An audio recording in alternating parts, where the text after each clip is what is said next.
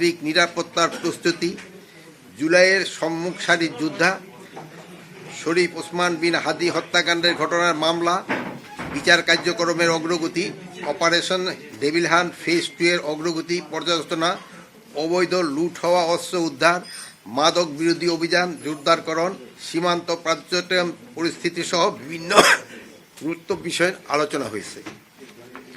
উপস্থিত সাংবাদিকবৃন্দ, অন্তর্বর্তীকালীন সরকারের দেশে শান্তি শৃঙ্খলা বজায় রাখতে বদ্ধপরিকর। বিশেষ করে আসন্ন নির্বাচনকে কেন্দ্র করে আইন শৃঙ্খলা পরিস্থিতি যেন কোনোভাবেই বিঘ্নিত না হয় সেই বিষয়ে আমরা সর্বোচ্চ গুরুত্ব আরোপ করছি। দেশের সার্বিক আইন শৃঙ্খলা পরিস্থিতি স্বাভাবিক ও নিয়ন্ত্রণে রাখতে দেশব্যাপী গোয়েন্দা নজরদারি বৃদ্ধি এবং আইন শৃঙ্খলা রক্ষাকারী বাহিনীর কার্যক্রম আরও জোরদার করা সহ অধিক সক্রিয় ও তৎপর থাকা এবং সকল বাহিনীর গোয়েন্দা তথ্যোপাত্য সমন্বয় করার কথা নির্দেশ দেওয়া হয়েছে।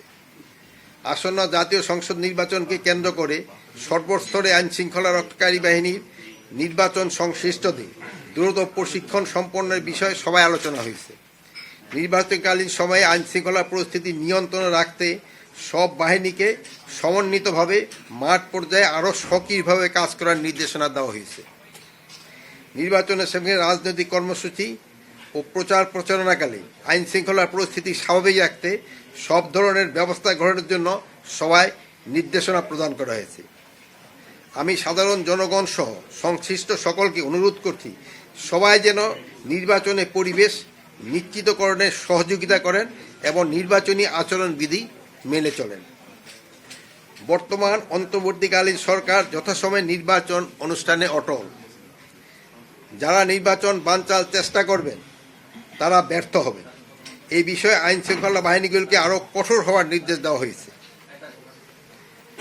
এবারে জাতীয় সংসদ নির্বাচনে আইন শৃঙ্খলা বাহিনীর সদস্যরা আইন শৃঙ্খলা পরিস্থিতি অবনতি ঘটানোর বা বাধাগ্রস্ত করার যে কোনো চেষ্টা প্রতিরোধ ও আইন শৃঙ্খলা নিয়ন্ত্রণে ভোটকেন্দ্রে যে কোনো সময় যে কোনো স্থানে প্রবেশ করতে পারবেন। সবাই সিদ্ধান্ত নেওয়া হয়েছে যে রাস্তাঘাট বন্ধ করে জনদুর্ভোগ সৃষ্টি করা যাবে না, তাহলে আইন শৃঙ্খলা বাহিনী তাৎক্ষণিকভাবে যথাযথ ব্যবস্থা গ্রহণ করবে।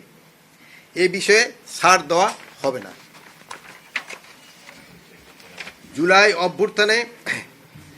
জুলাই গণ অভ্যুত্থানে সম্মুখ সারির যোদ্ধা শরীফ ওসমান বিন হাদির হত্যাকাণ্ডের ঘটনায় দায়েরকৃত মামলার শীঘ্রই চূড়ান্ত চার্জশিট দেওয়া হবে। ইতিমধ্যে এই ঘটনায় 11 জনকে গ্রেপ্তার করা হয়েছে। অন্তর্বর্তীকালীন সরকারের এই মামলাটির সর্বোচ্চ গুরুত্ব দিয়ে দেখছেন।